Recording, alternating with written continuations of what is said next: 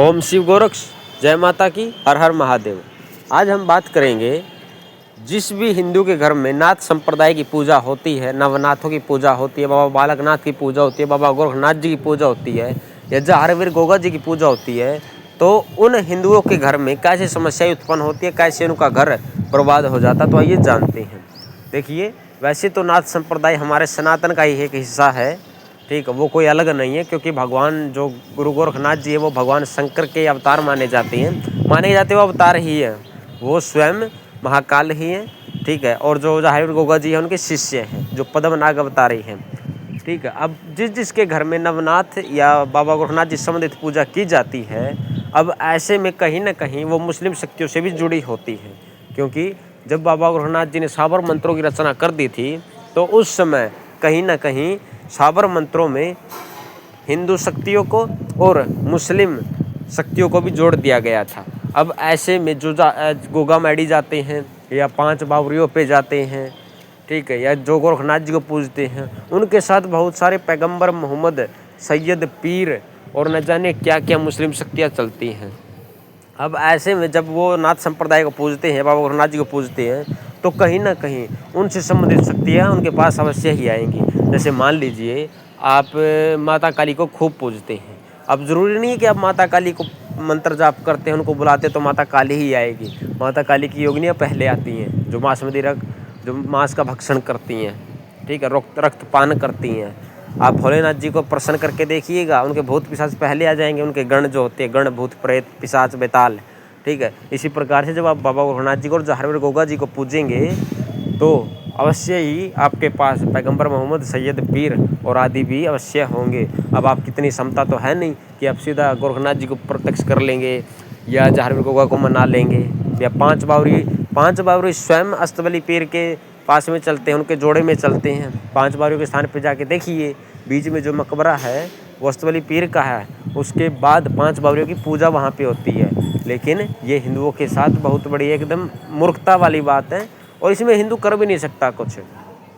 इसमें वही कोई कुछ कर सकता जो जानता है कि उन शक्तियों से उसको कैसे पीछा छुड़ाना है।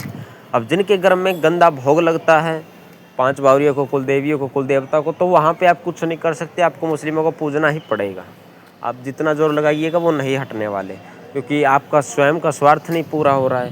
ऐसे में वो गंदी शक्ति भी कैसी हटेगी, समझ रहे हैं ना। अब इसका उपाय क्या है?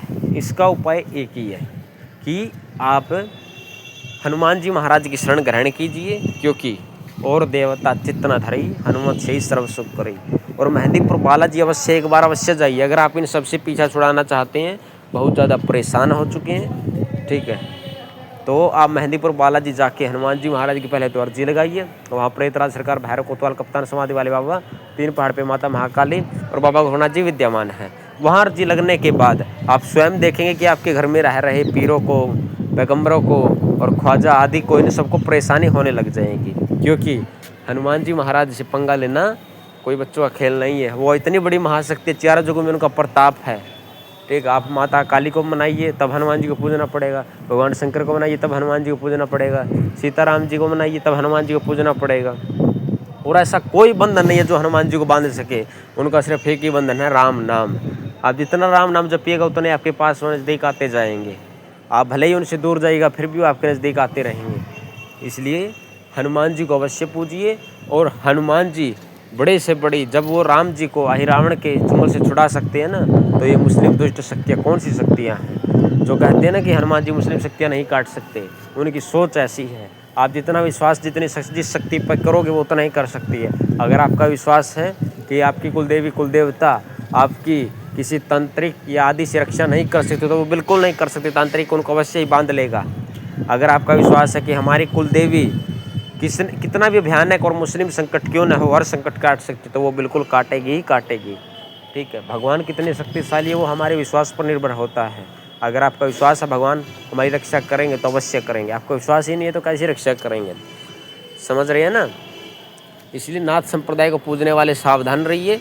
अगर आपके घर में भी जहारवीर गोगा जी की, बाबा गोरखनाथ जी आदि की पूजा हो रही है, तो आप अवश्य यह देख लीजिएगा कहीं आप किसी मुस्लिम पीर, ख्वाजा आदि पे चादर वादर तो नहीं चढ़ाते। अगर आप ऐसे कर रहे हैं तो आपको आने वाली पीढ़ी को अवश्य उसको भुगतना पड़ेगा, क्योंकि समय का चक्र कभी रुकता नहीं है। समय वापस लौट के आपके कर्म लौट के आएंगे। ठीक है। हमारे सनातन धर्म में विधान है कि जब हम मुर्दे को जला के आते हैं या दफना के आते हैं, ठीक है, तो हम घर में घुसने से पहले स्नान करते हैं। और यहाँ पर आप किसी को गाड़ दिया है, वहाँ पे उस पर चादर चढ़ा दी है और आप उस पर प्रसाद चढ़ा के खा रहे हैं, यह कहाँ का विधान हुआ। इसलिए अवश्य जान लीजिए, मुर्दा मुर्दा ही रहेगा, शैतान शैतान ही है, भगवान भगवान ही है। ठीक है। जब हमारे पास बाबा औरनाथ जितनी बड़ी महाशक्ति है, आपको ख्वाजा को, पैगंबरों को, इन सबको पूजने की क्या आवश्यकता है। जाहिर गोगा जी अपने आप में महाशक्ति है। ठीक है। पद्मनाग अवतारी है, उनके साथ न जाने कितनी महाशक्तियाँ चलती हैं। इसलिए उन पर उनकी सेवा पूजना अर्चना कीजिए, वो आपको सब कुछ दे सकते हैं।